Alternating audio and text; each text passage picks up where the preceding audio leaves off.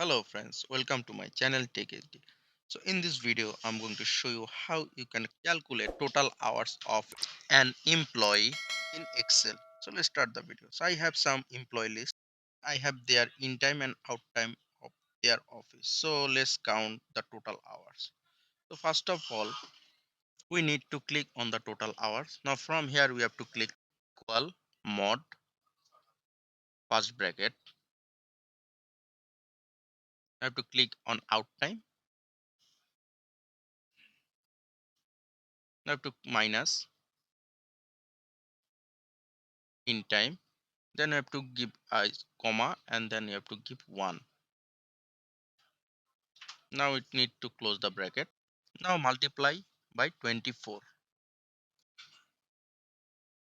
Now you have to press enter. Now you need to drag down all the way to the last employee. So as you can see, we have got the total hours of their work. So this is how you can calculate total hours from Excel sheet. So thanks for watching this video. Please subscribe to my channel. Thank you.